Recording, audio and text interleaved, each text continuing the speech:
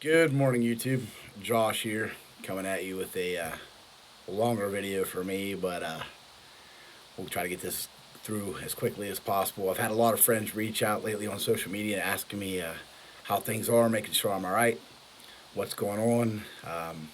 I sold a lot of cards, sold a ton of cards. I really wanted to capitalize on the market, and I was able to put myself and my family in an absolutely great position. Without getting into super specific details. I was able to pay off any debt that I had. All our vehicles are now paid off with some sales of my cards. The market's crazy, and I wanted to capitalize on it. And I was also able to put a very substantial amount into my savings.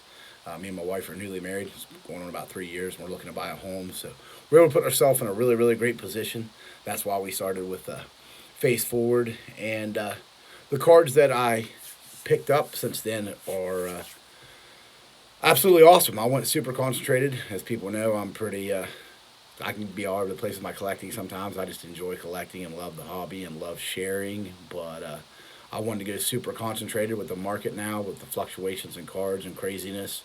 I kind of want to back away with it and go with the two all-time greatest. And to me, to collect and can't miss for future value. And guys, I just love the history and pre-war cards. So I decided to collect some Babe Ruth and Cobb cards, and I'm going to go ahead and showcase what I've picked up lately and let you guys take a look. So you don't have to no longer look at my ugly mug, and hopefully I got decent lighting in here. I'm going to flip this camera around and show some cards. First off, new to you guys, I've had for just a little while now, is a 1909 E95 Caramel, Philadelphia Caramel Ty Cobb. It's another crease-free card. I'm big on that. Centered pretty well left to right. It's a PSA 3. It's the only PSA card I'll be showing you here. Philadelphia Caramel, excuse me, is a very underrated early playing years Ty Cobb card. I thought it was a great choice to pick up, and I absolutely love the image. Great reds, great registration on this card, and it's an old label, but I feel like it is undergraded. Everybody feels like their cards are undergraded, though. It's a little off top to bottom. I think that why it may be a 3, but it's the 1909 E95 Ty Cobb. Try to keep this rolling. Everybody knows I'm a big T206 guy, so to roll with the T206, I let these slip from my collection earlier in the year, and really glad to have each of these back. So I'll be showing you all of these basically in an upgrade, but in an SGC slab. I like the SGC slabs better because of the black background. Here's the second most rare of T206 and a new slab SGC3. All of these cards are completely crease free. This is the bad one shoulder Cobb. Really well centered. It's a sweet Caparel back. 150 subject card, and it's a pretty solid, pretty nice example. Real good color on it as well. Set this up here. Next up will be a Cobb that you've seen in the past. I'm going to kind of buzz through it, but it's the red portrait with a polar bear back. I traded my previous green for this card and got some cash back. This was the best centered Cobb I had to date and the highest graded I had till date when I picked this up. It's a 3.5 SGC in a new slab with a super clean polar bear back. This is a monster card. Absolutely love.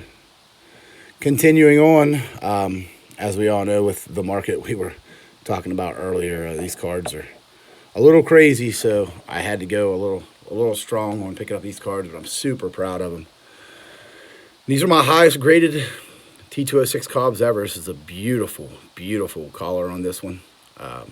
It's the bat off shoulder pose variation, and like I said, I'm hoping my camera's able to pick these up really well. It's a super strong card, and see if it'll zoom a little better here for you. This will help. Just the bat off, the Piedmont back, very strongly well centered, pretty clean back. SGC4, and it's a Piedmont 350 to 460 subjects back. And to this date, without getting into exact specific numbers, the next card will be my biggest pickup personally as far as expenditure. But I'm super excited and proud to show you guys this card. It is the most rare of Tye's T206 cards. It is the green portrait, green background. This is a SGC4, and what a card. It's Piedmont back, fairly well centered. My last one I had, the reason I let it go was it wasn't strongly centered top to bottom, and honestly it kind of bothered me. I do have champagne taste on a beer wallet, unfortunately, but a beer wallet wasn't able to pull this card off, so I had to spin strong on this card.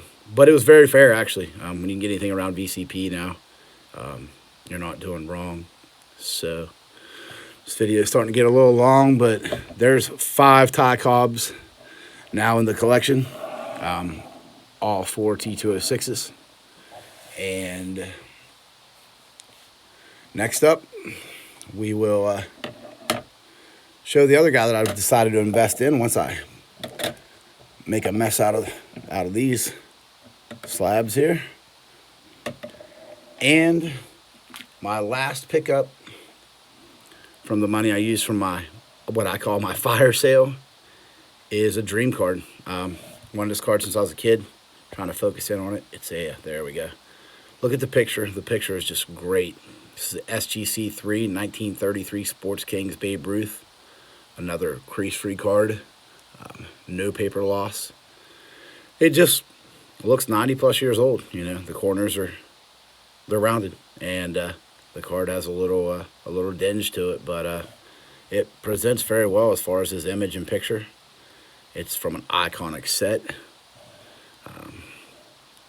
Same to be said with the back. Like I said, a little dingy or whatever, and it doesn't bother me at all. I hate creases. I hate wrinkles. But this looks like a pre-war baseball card should look, and I'm super proud to own this 1933 Babe Ruth. The Goudies are absolutely crazy. A Gaudi in that grade is, I mean, they're up around $15,000 to $20,000 now, so I seen value in that card. Speaking of the Goudies, like I said, I'm only collecting 2 guys now. Here is my 33 Goudies you guys have seen in the past, excuse me. It's the Babe Ruth in the green. I like this card a lot. It's a 2.5, strong grade for the year. It's a great looking card, crease free again, and this is a really clean card. This is a great example of a 2.5 buying the card and not the grade. Since we've seen that pretty quickly, I buzz it through. And my last but not least, my final Babe Ruth, and like I said, this is likely my favorite card. That or my Sport Kings. I'm absolutely in love with this montage card. It's the only card I have in my collection that has any kind of wrinkles or whatnot. It's got some small wrinkles in it, you know, bringing it down to 2.5, but it has vibrant blacks. You got Babe down here in the batter's box, Babe with a batting pose, and then a portrait type, and this 1922 American Caramel photo montage. Super clean back, early playing years Ruth, and that's an update, and that's kind of to get everybody back in. That's where my collection is. So right now my collection is Babe Ruth and Ty Cobb, and if you ask me if that's your collection, you can't go wrong. And I thank you guys for taking a moment to look at the cards with me as usual. A little update. I appreciate the concern and people reaching out, asking me, you know, what was going on, but this is what was going on, and really happy to present and show you guys my new cards and my new direction, if you will. Hope you enjoyed, and have a good day.